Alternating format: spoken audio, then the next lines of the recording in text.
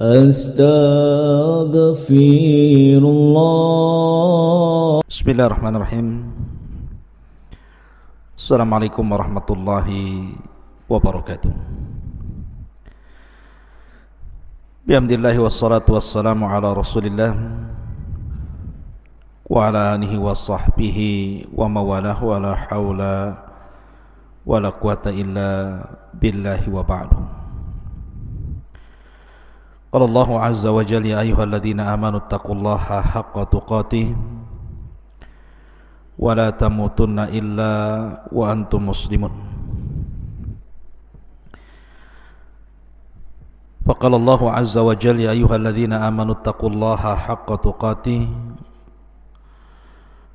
ya ayyuhan nasu taqu rabbakumul ladzi khalaqakum min nafsin wahidah wa khalaqa minha zawjaha وبث منهما رجالا كثيرا ونساء واتقوا الله الذي تساءلون به والأرحام إن الله كان عليكم رقيبا. Amma ba'du ma'asyiral muslimin yang dimuliakan Allah Subhanahu wa taala. Alhamdulillah di malam hari ini dengan izin Allah Subhanahu wa taala dan nikmat yang Allah karuniakan kepada kita, kembali kita bisa berjumpa walaupun lewat media, dan ini sebuah nikmat Allah Subhanahu wa taala, kita masih diberikan kesempatan waktu untuk berthalabul ilmi. Salawat dan salam marilah kita haturkan kepada Nabi besar Muhammad sallallahu alaihi wa ala alihi wasallam. Pembahasan di malam hari ini kita akan membahas menguak rahasia makhluk terbesar yang pernah Allah Subhanahu wa taala ciptakan di alam semesta ini. Apa itu? Arsyur Rahman, arsy Allah Subhanahu wa taala. Ma'asyiral muslimin yang dimuliakan Allah Subhanahu wa taala, bicara tentang arsy, maka arsy banyak disebutkan di dalam Al-Quranul Karim dan hadis-hadis Nabi SAW tentang sifat-sifatnya. Sebut saja beberapa ayat dalam Al-Quran, contohnya surah Ghafir ayat 7, Allah katakan alladzina yahmilunal arsya wa man hawlahu yusabbihuna bihamdi rabbihim wa yu'minuna bih wa yastaghfiruna lilladzina amanu. Malaikat-malaikat yang memikul arsy dan juga malaikat-malaikat yang ada di sekitar arsy, mereka bertasbih dengan memuji Rabb mereka, dan mereka beriman dengan Allah dan memintakan ampun akan dosa orang-orang yang beriman. Di sini Allah Subhanahu wa taala menyebut kata-kata al-arsy.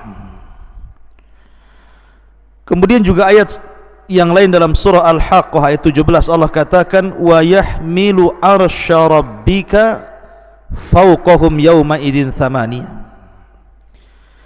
Dan malaikat yang memikul arsy Rabbmu pada hari itu jumlahnya 8. Ada yang mengatakan 8 malaikat yang memikul arsy, ada yang mengatakan 8 saf dari kalangan malaikat yang jumlahnya tidak ada yang tahu kecuali Allah, saking banyaknya. Wa ma ya'lamu junuda rabbika illa hu, dan tidak ada tahu jumlah berapa tentara Allah dari kalangan malaikat kecuali Allah saja yang tahu. Ma'asyiral muslimin yang dimuliakan Allah Subhanahu wa taala. Kemudian juga hadis Nabi sallallahu alaihi wasallam. Nabi sallallahu alaihi wasallam bersabda ketika bicara tentang keistimewaan zikir kepada Allah Subhanahu wa taala, subhanallah wa bihamdihi adada khalqihi wa ridha nafsihi wa zinata arsyih. wa midada kalimati. Jadi suatu ketika Nabi SAW pernah di masjid sampai waktu duha. Kemudian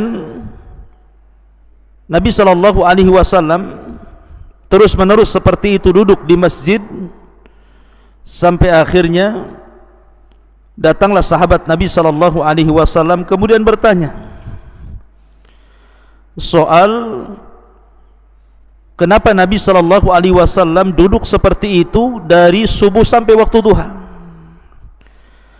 Maka Nabi SAW menjelaskan tentang bahwa dia senantiasa membaca 4 kalimat ini. Salah satunya adalah waridha nafsihi wa zinata arsyih, dan beratnya arsy Allah Subhanahu wa ta'ala. Artinya bahwa kalimat arsy itu disebutkan di dalam Al-Quran dan juga disebutkan dalam hadis Nabi SAW. Adapun di antara sifat-sifatnya, maka Allah Subhanahu wa ta'ala menyebutkan di antara sifat-sifat arsy itu yang pertama, bahwa arsy Allah Subhanahu wa ta'ala disifati dengan Al-Majid, Dzul Arsy Al-Majid. Majid itu artinya yang maha luas lagi maha besar, Mutawassi Al-Azim. Jadi makhluk yang sangat luas sekali dan besar sekali. Makanya dalam ayat yang lain juga Allah Subhanahu wa ta'ala mengatakan Dzul Arsyil Azim, pemilik arsy yang sangat agung, yang sangat besar. Ya, wajar karena arsy Allah Subhanahu wa ta'ala adalah makhluk yang paling besar yang Allah ciptakan di alam semesta ini. Anda bisa bayangkan sebuah hadis Nabi SAW. Hadis ini dari Abdullah ibn Mas'ud radhiyallahu anhum. Dia mengatakan bainas sama'id dunya wallati taliha 500 amin. Jarak antara langit satu ke langit berikutnya itu sejauh 500 tahun perjalanan. Wa baina kulli sama'in was sama'i 500 amin. Dan jarak antara langit ke langit berikutnya juga 500 tahun perjalanan. Wa bainas sama'is sabi'ati wal kursi 500 amin. Bahkan jarak antara langit ke-7 ke kursi Allah itu juga 500 tahun perjalanan. Ma'asyiral muslimin yang dimuliakan Allah Subhanahu wa ta'ala. Kemudian Rasul mengatakan, Abdullah bin Ibnu Mas'ud mengatakan wa baina kursi wal ma 500 amin. Dan jarak dari kursi ke air yang ada di atas langit itu juga 500 tahun perjalanan. Wal arsyu fawqal ma, dan arsy itu di bawah air, dan arsy itu di atas air. Wallahu fawqal arsy, dan Allah di atas arsy. La yakhfa alaihi syai'un min a'malikum, Allah tidak mungkin tersembunyi sedikit pun dari amal-amal kalian. Coba perhatikan di sini. Jarak bumi ke langit itu, kata Abdullah bin Mas'ud radhiyallahu anhu, itu perjalanan 500 tahun.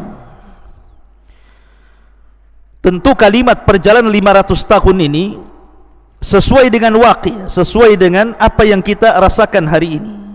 Coba Anda lihat bintang yang ada di langit itu. Apabila tidak sedang hujan ataupun awan tidak sedang hitam, tentu kita bisa lihat bintang itu. Sementara menurut ulama falak, satu bintang itu besarnya bisa ratusan kali bumi. Satu bintang itu besarnya bisa ratusan kali bumi, sementara kita hanya melihat bintang itu kecil seperti kelereng. Artinya bahwa ketika Abdullah ibn Mas'ud radhiyallahu anhu mengatakan bahwa jarak antara bumi ke langit itu 500 tahun perjalanan, masuk di akal. Al-Imam Ibnu Utsaimin rahimahullahu taala ketika memberikan catatan kepada riwayat Abdullah bin Mas'ud radhiyallahu an ini, memang perkataan ini adalah mauquf. Artinya ini perkataan sahabat Rasul sallallahu alaihi wasallam Abdullah bin Mas'ud radhiyallahu an. Akan tetapi ini kan perkara gaib.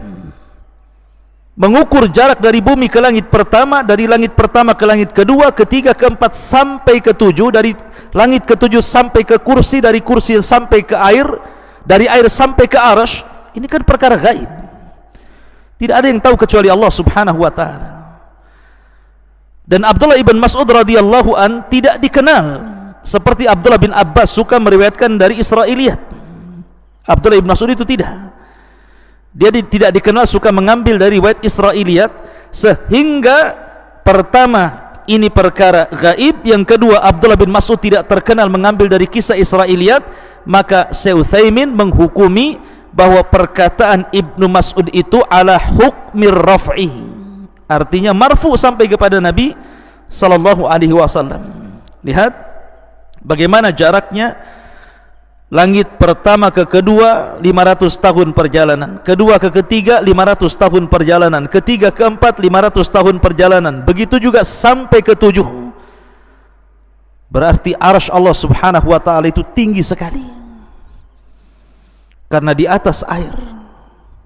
Bumi 7 lapis langit, kursi, air, arsy.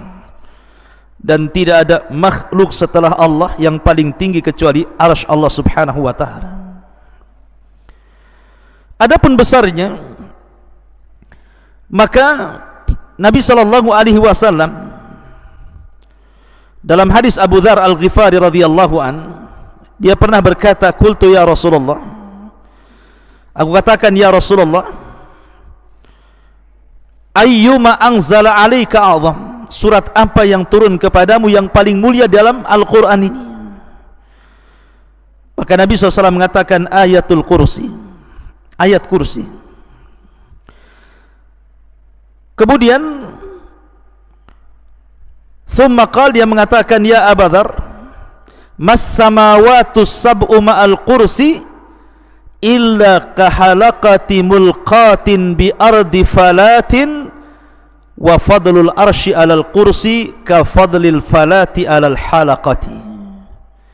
Ya Abu Dzar, sesungguhnya 7 lapis langit ini bila dibandingkan dengan kursi Allah, maka seperti cincin dilempar ke padang pasir.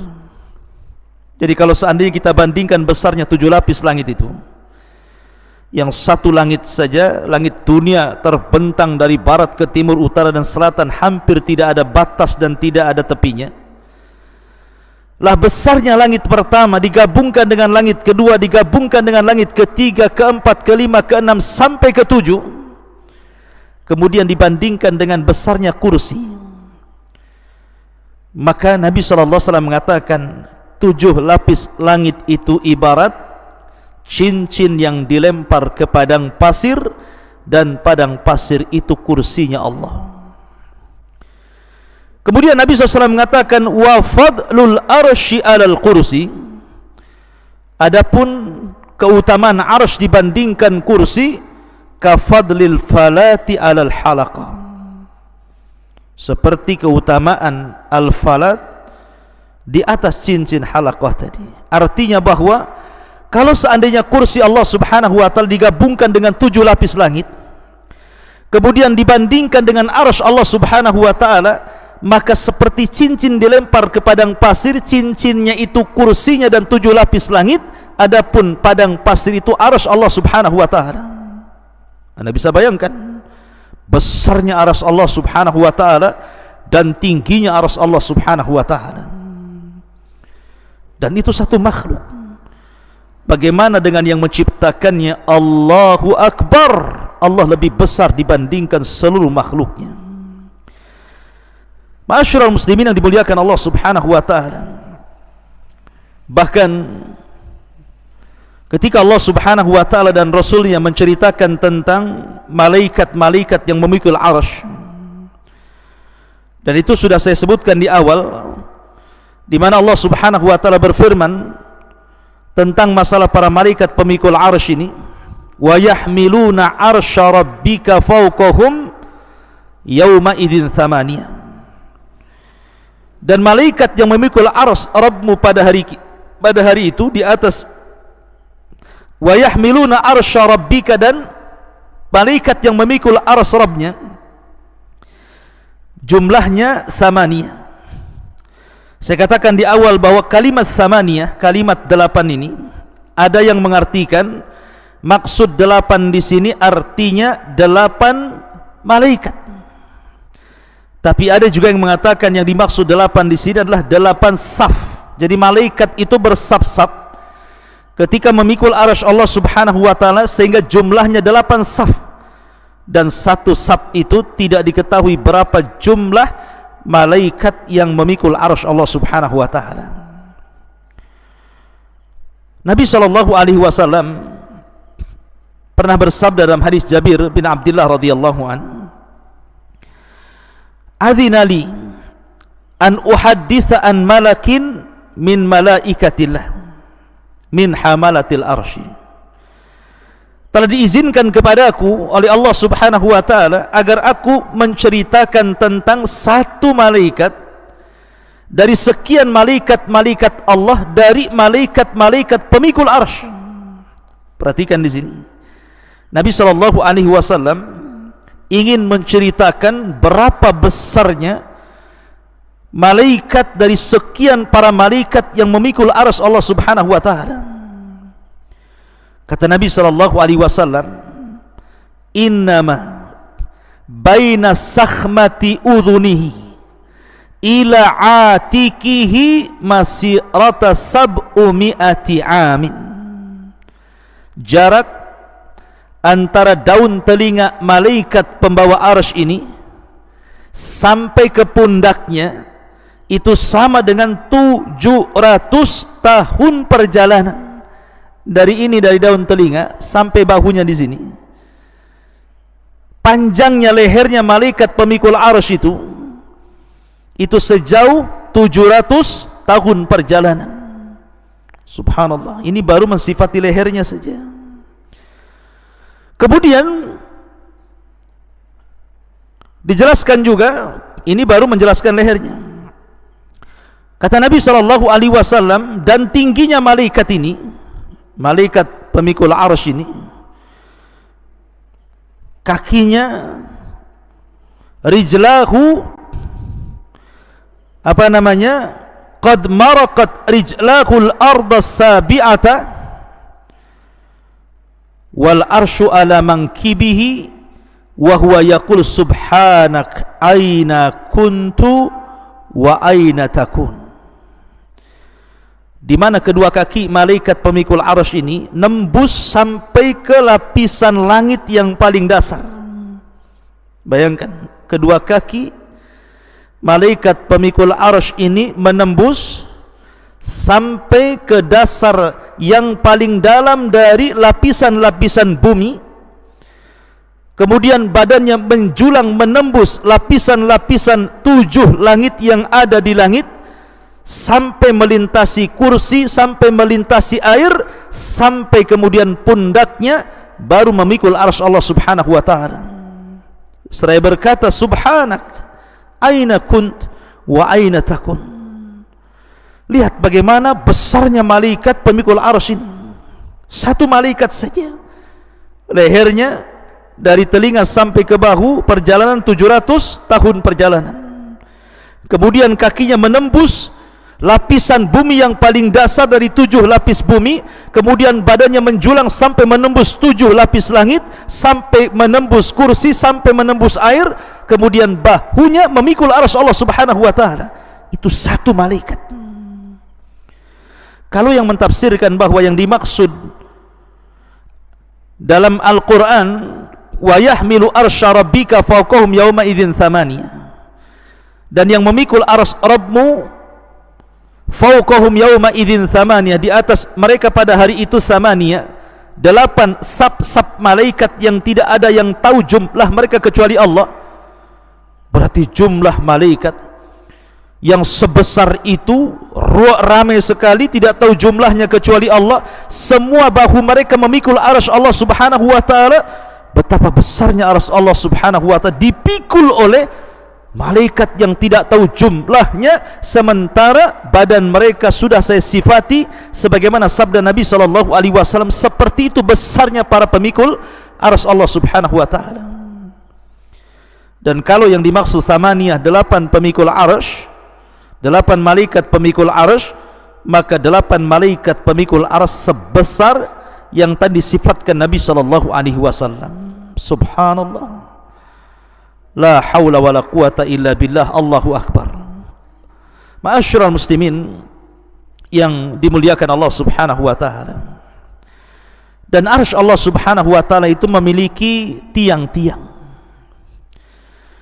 Makanya dalam sebuah hadis Nabi SAW mengatakan, yus'akun nas yaumal qiyamah fa'akunu awal man yafiq fa'idha bi Musa akhada biqaimati min qawami'il arsy.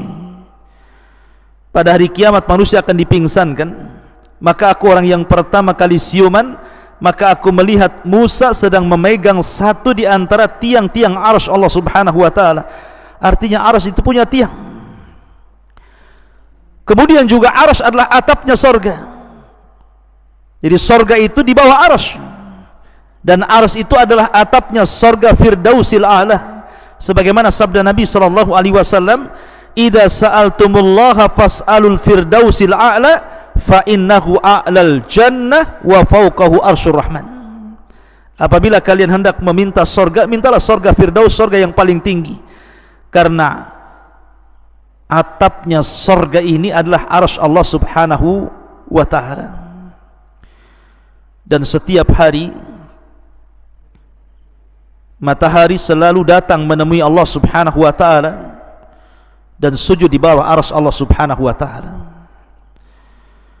Dalam sebuah hadis yang dikeluarkan Bukhari dan Muslim, ketika para sahabat melihat dan juga Nabi SAW, matahari hendak tenggelam, matahari itu hampir tenggelam ke arah barat, maka Rasul mengatakan, ya Abadar, atadri aina taghrub? Abadar, kamu tahu enggak matahari itu kemana perginya ketika dia tenggelam?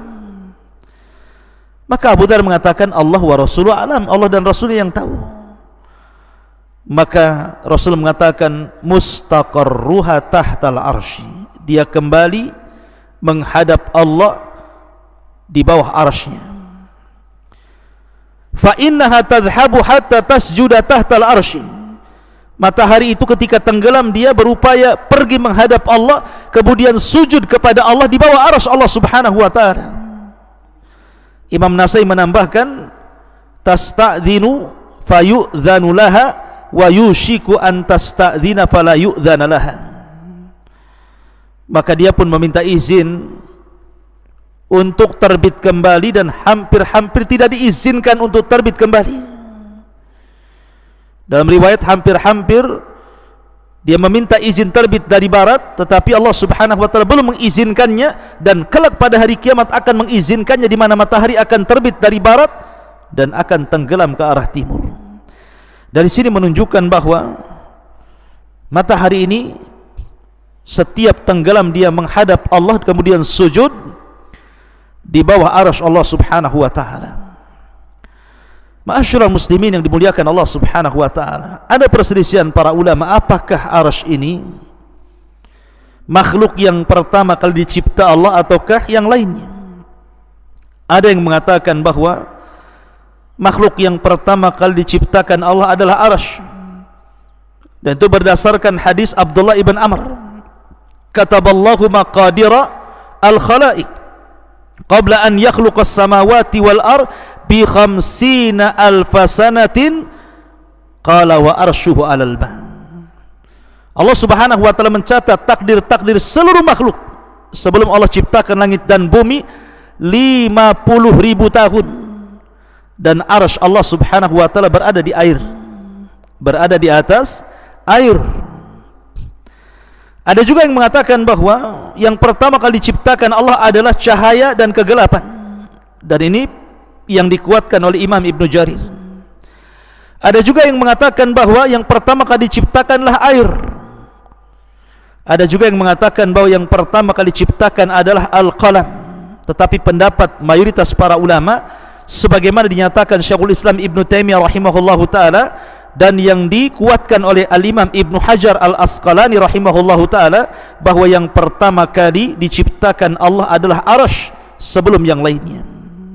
Artinya arash adalah ciptaan Allah yang pertama dan yang terbesar, dan arash seolah-olah menjadi kubah seluruh makhluk yang diciptakan Allah setelahnya. Ma'asyiral muslimin yang dimuliakan Allah subhanahu wa ta'ala, arash sebesar ini rupanya bisa bergoncang. Arash sebesar ini rupanya bisa bergegar dan bergoncang. Kapan itu? Ketika kematian seorang sahabat Nabi sallallahu alaihi wasallam, Sa'd bin Mu'adz.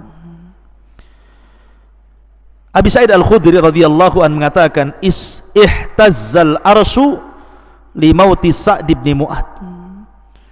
Sesungguhnya arsy Allah subhanahu wa ta'ala bisa bergoncang, bisa bergegar, bisa bergoyang karena kematian Sa'd bin Mu'adz.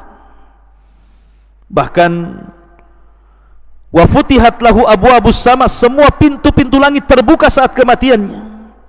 Wa syahidahu sab'una alfan minal malaika, bahkan 1000 dari kalangan malaikat, 70.000 dari kalangan malaikat turun dan menyaksikan kematian Sa'd bin Mu'adz.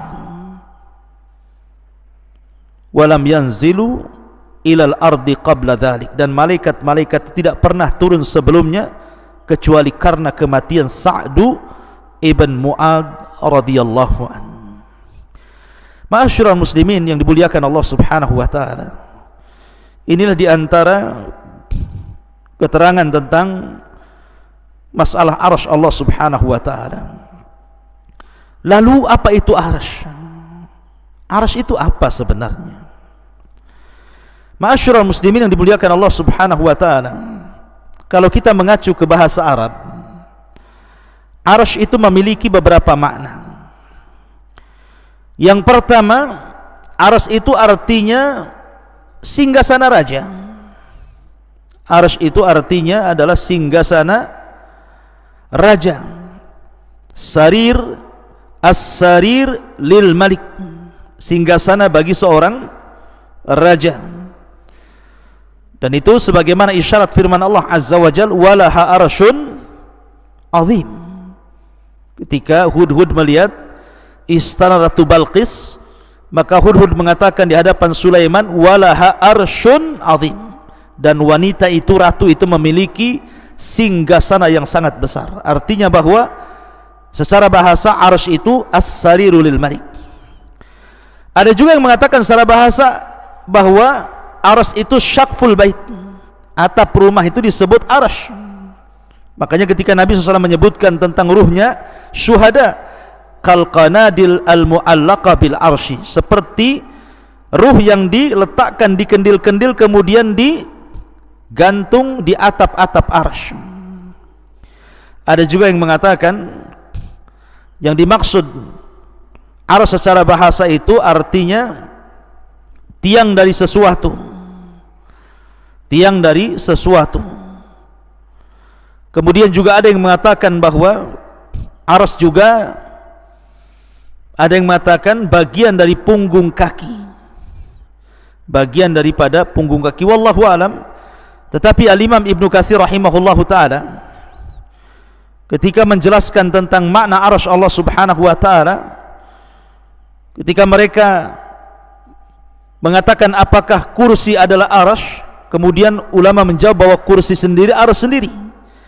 Adapun kursi adalah maudhi'u qadamar rahman, tempat berpijaknya kedua kaki Allah subhanahu wa ta'ala.